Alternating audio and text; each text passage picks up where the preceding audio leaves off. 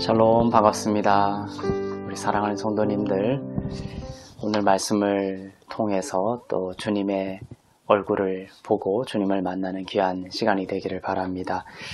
오늘 주신 말씀은 출애굽기 21장 28절에서 36절입니다.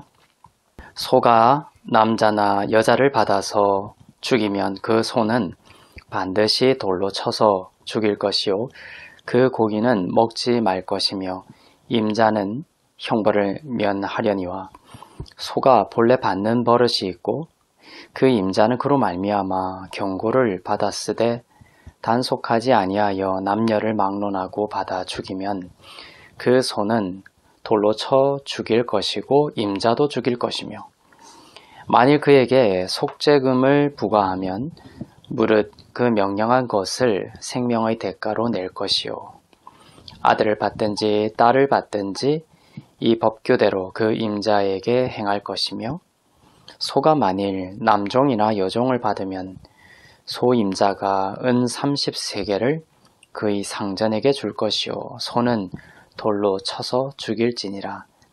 사람이 구덩이를 열어두거나 구덩이를 파고 덮지 아니하므로 소나 나귀가 거기에 빠지면 그 구덩이 주인이 잘 보상하여 짐승의 임자에게 돈을 줄 것이요 죽은 것은 그가 차지할 것이니라. 이 사람의 소가 저 사람의 소를 받아 죽이면 살아있는 소를 팔아 그 값으로 반으로 나누고 또한 죽은 것도 반으로 나누려니와 그 소가 본래 받는 버릇이 있는 줄을 알고도 그 임자가 단속하지 아니하였으면 그는 서로 소를 갚을 것이요 죽은 것은 그가 차지할지니라. 아멘.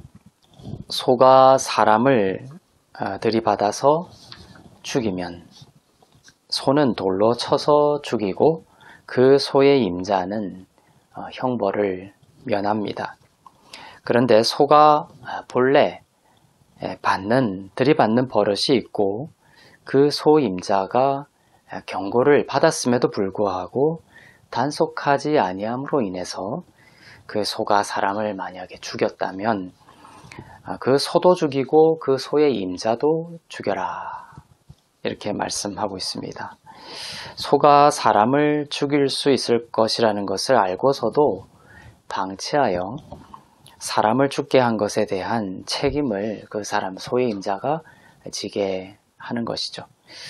그런데 소가 이렇게 사람을 죽였을지라도 속죄금을 내면 그 소의 임자는 죽임을 면할 수 있었습니다. 소가 사람을 죽였을 때의 형벌 규정이죠.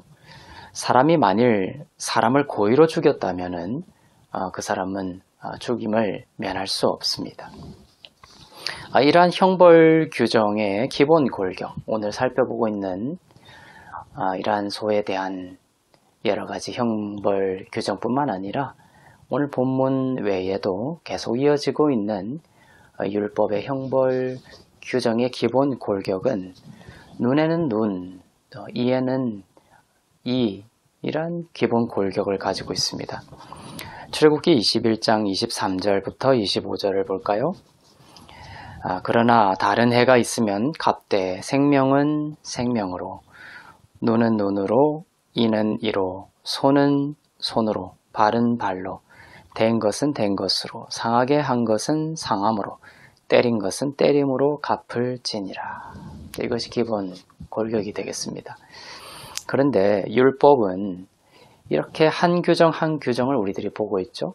그렇지만 본래 율법이라는 것은 이렇게 한 규정씩 따로 떼어서 생각할 수 없는 것입니다. 통으로 된 것입니다.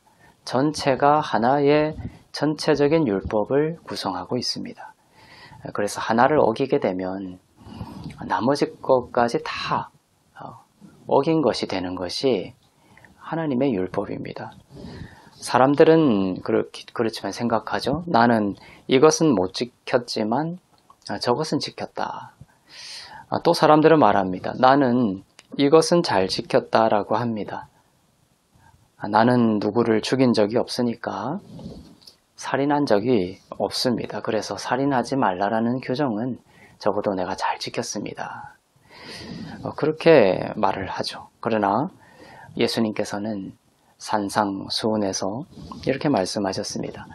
누군가를 미워하기만 해도 바로 살인자다, 살인한 것이다 말씀하셨습니다. 소에 대한 이야기, 형벌 규정을 우리가 쭉 읽다 보면은 우리는 우리의 마음이 어떻게 작동되는가를 이렇게 느낄 수가 있습니다. 소가 저지른 일에 대한 나의 책임, 내가 만약 이 경우에 해당된다면 나는 어떻게 이 형벌들을 빠져나갈 것인가, 이런 생각이 동시에 이걸 읽으면서 동시에 작동되는 것을 우리가 느낄 수가 있죠. 그리고서는 내가 가지고 있는 소가 만약 사람을 죽였을 때에는 속죄금이라는 것을 내고 내가 벗어나면 되겠구나, 이렇게 생각하고 안심하게 되죠. 그러나 우리 모두가 첫사람 아담으로 인해서 살인자라는 사실에 대해서는 우리가 잘 생각하지 못합니다. 그리고 그 살인자에 대한 형벌이 죽음밖에 없다라는 것, 그리고 이 문제를 해결하지 아니하면 안 되는 우리 모든 사람들의 공통된 인생의 숙제를 우리가 안고 태어난다라는 것에 대해서는 쉽게 생각하지 않고 눈을 감아버리죠. 율법은 인간의 불가능을 깨닫고 우리의 속죄금이 되신 예수 그리스도를 의지하도록 만들기 위해서 주신 초등학문입니다. 예수께로 끌고 가게 만드는 초등학문이죠. 소에 대한 속죄금이 오늘 등장하는데, 이 속죄금이라는 단어의 히브리어가 지금 코페르라고 되어 있습니다. 이 코페르가 어디서 등장을 합니까? 노아의 방주에 그 역청을 칠했다, 물이 들어오지 않도록 역청을 칠했다라고 되어 있는데, 그것이 코페르입니다. 노아의 방주에 발랐던 그 코페르, 그것은 저주와 심판의 물결이 노아의 방주 안으로 들어오지 못하도록 막아내는 역할을 했죠. 이 코페르를 발랐다는 것은 예수 그리스도의 그 피를 의지하여 저주와 심판에서 해방되는 것을 의미합니다. 그 단어가 다시 오늘 소의 속죄금이라는 부분에서 다시 등장하고 있습니다. 인생의 문제는 예수 그리스도의 그 속죄금, 예수 그리스도라는 그 속죄금, 즉 희생제사가 없이는 해결할 수가 없습니다. 눈에는 눈, 이에는 이이죠. 원래는 그러한 기본 그 율법의 형벌 규정을 따라서 우리 모두가 다 살인자로서 죽음을 면치 못할 인생이었습니다. 살인자로서 죽임에 처해야 할 우리는 실질적으로는 눈에는 눈, 이에는 이라는 그 규정에 따라서 생명을 내어놓아야 할 자들이었죠. 그러나 우리를 속죄하시기 위해 예수 그리스도의 목숨이 바쳐지셨습니다. 우리가 아직 죄인 되었을 때에 우리를 위하여 십자가에 달려 돌아가셨죠. 눈에는 눈, 이에는 이 규정을 주님은 지키지 않으셨습니다. 우리의 생명과 그리스도의 생명이 비교가 될 수 있습니까? 그런데도 죄 많은 우리의 목숨을 위해서 죄가 없으신 하나님의 생명이 바쳐지셨습니다. 이것을 overpay, 초과 지불된 것입니다. 초과 지불된 것이죠. 예를 들면 100만 원을 지불하면 되는 것인데 우리의 죄를 속죄하기 위하여 하나님의 생명, 즉 수억조가 지불된 것과 비슷한 상황이 된 것이죠. 이렇게 overpay, 초과 지급하신 이유는 우리의 죄를 사하실 뿐만 아니라 우리를 의롭게 하시기 위해서입니다. 우리가 율법을 읽을 때 어떻게든 그 율법을 피해가고자 율법의 문자 위로 답을 찾기 위해 분주한 우리 영혼의 육적인 동선을 우리가 알아차릴 수 있어야 합니다. 이리저리 피하는 것이 아니라 결국 우리는 무엇을 깨달아야 되냐, 나로서는 불가능한 것이구나 를 알고 겸손히 우리를 대신하여 목숨을 버리신 예수 그리스도께 우리의 영혼을 맡기고 안식하는 우리 모두가 되기를 바랍니다. 그리고 그 사랑에 깊이 잠기는 하루가 되기를 바랍니다.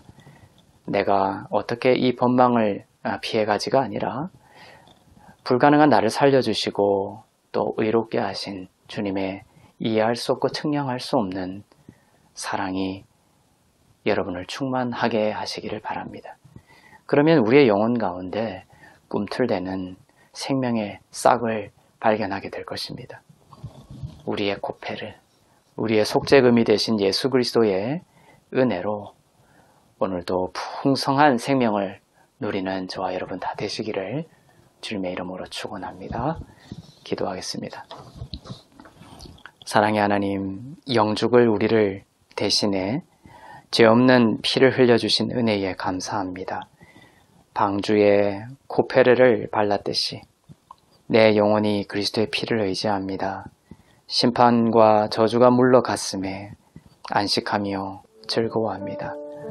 그 사랑이 우리 가운데 생명이 되고 그 생명이 사랑으로 흘러가는 하루가 되도록 오늘 우리 가운데 사랑으로 사시옵소서.